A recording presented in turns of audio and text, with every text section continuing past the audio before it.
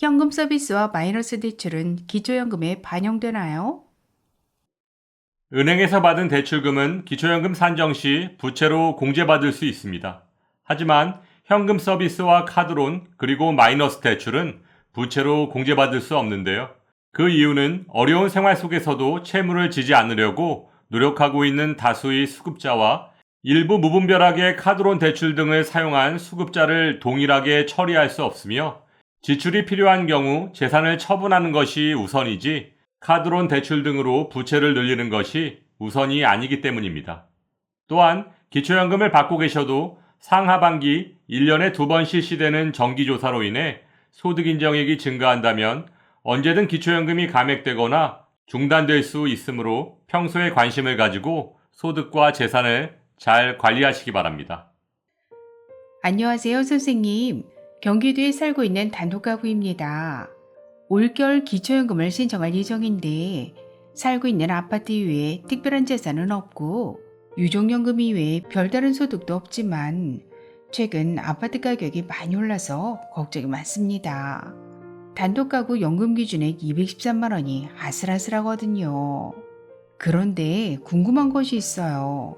얼마 전 저보다 훨씬 부자인 친구를 만났는데 남편과 함께 기초연금 53만 원을 받았다고 자랑하더라고요. 미리 준비해서 재산을 낮췄다고 자랑하면서 말이죠. 도무지 무슨 말인지 알 수가 없네요.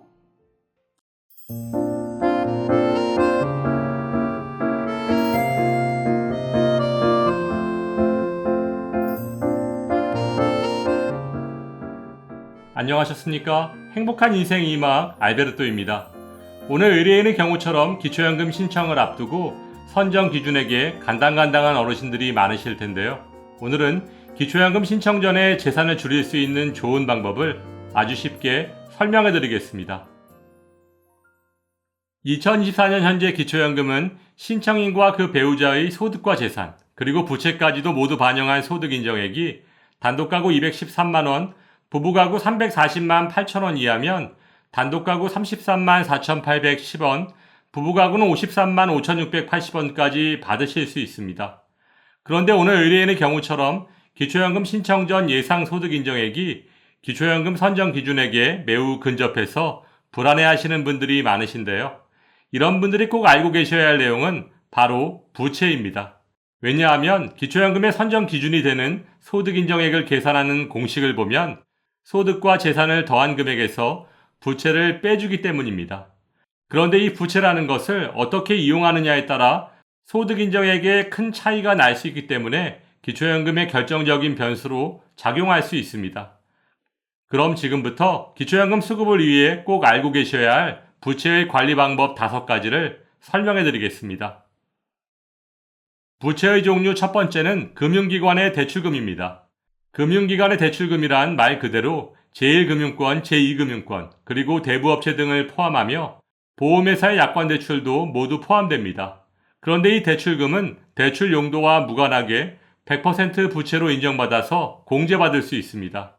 즉, 대출을 받아서 사업자금으로 썼던지 아니면 자녀 결혼 비용이나 집을 사는데 보태주었던지 전혀 상관하지 않고 100% 부채로 공제받을 수 있다는 얘기인데요. 오늘 의뢰인의 친구분께서도 기초연금 신청을 앞두고 이 대출을 잘 이용해서 자산을 줄이셨을 것으로 예상됩니다. 그렇다면 주택연금은 어떻게 계산될까요? 주택연금은 집을 담보로 매달 연금을 받는 대출의 성격을 띠고 있기 때문에 받은 연금의 총합계만큼을 부채로 공제받을 수 있습니다. 따라서 주택연금은 기초연금 수급에 굉장히 유리한 방법이라고 볼 수 있습니다. 부채의 종류 두 번째는 임대보증금입니다. 월세, 전세 등의 임대보증금은 부채로 공제받을 수 있습니다. 하지만 100% 부채로 공제받을 수 있는 것은 아니고 시가표준액, 즉 공시가의 50%까지만 부채로 공제받을 수 있습니다. 예를 들어 시가표준액 5억 원 아파트를 3억 원에 전세 임대했다면 시가표준액 5억 원의 50%인 2억 5천만 원까지만 부채로 공제받을 수 있습니다. 또한 임대보증금을 부채로 인정받기 위해서는 기초연금을 신청하실 때 전세권 설정 등기 또는 확정일자를 받은 임대차 계약서를 꼭 제출하셔야 합니다. 그런데 여기서 정말 조심해야 할 것이 있습니다. 그것은 바로 가족 간의 임대차 계약서에 의한 임대보증금은 단 한 푼도 부채로 인정받을 수 없다는 것인데요. 그 이유는 기초연금 신청을 앞두고 가족 간의 임대보증금을 부풀리는 편법을 방지하기 위함입니다. 꼭 기억하시기 바랍니다.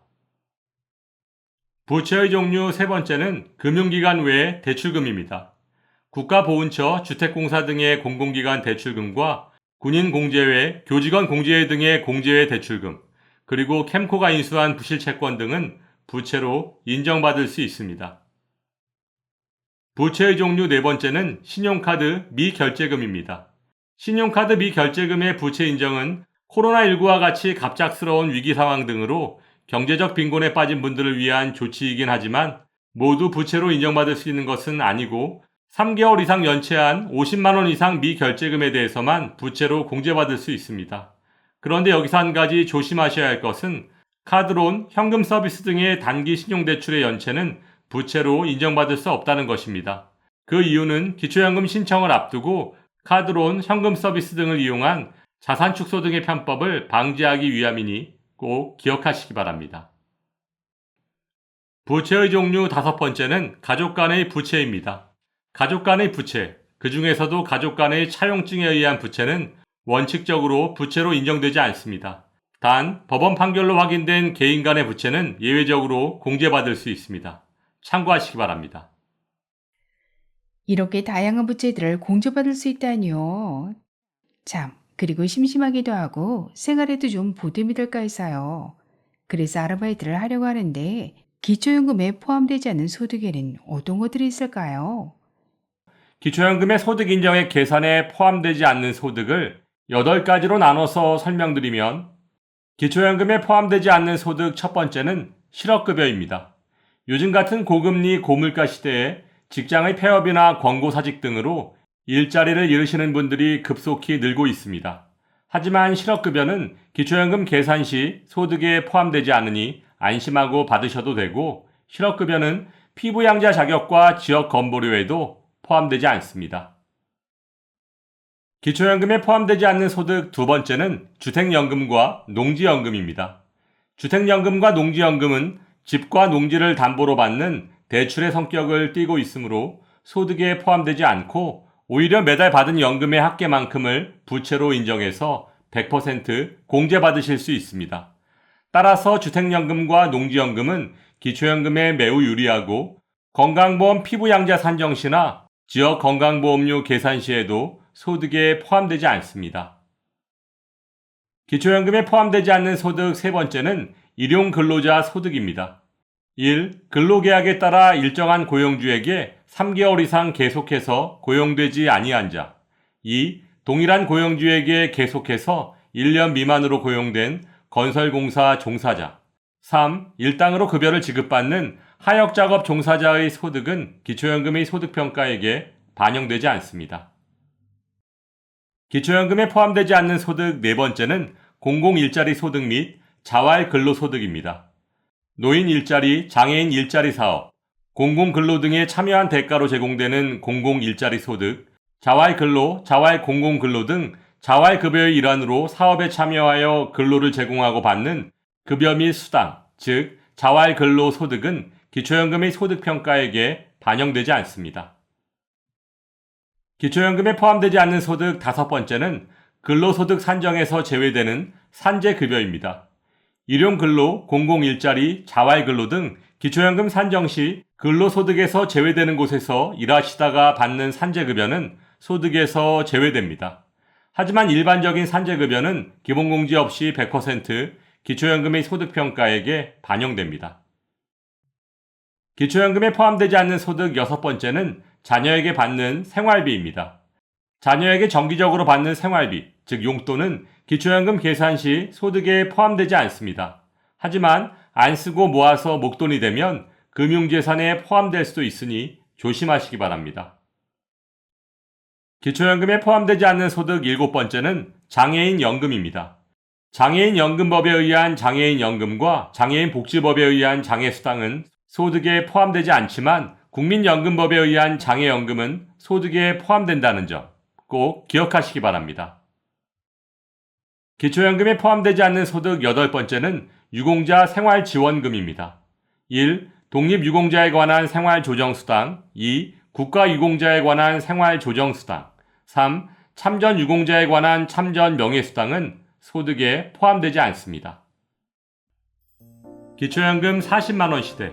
어르신들의 부채를 미리 확인하셔서 기초연금을 받으시는데 조금이나마 보탬이 될 수 있기를 바라며 오늘도 알베르토가 어르신들의 행복한 인생 2막을 응원하겠습니다. 행복한 하루 되세요. 좋아요, 구독, 그리고 알림과 공유는 좋은 콘텐츠를 만드는 힘이 됩니다.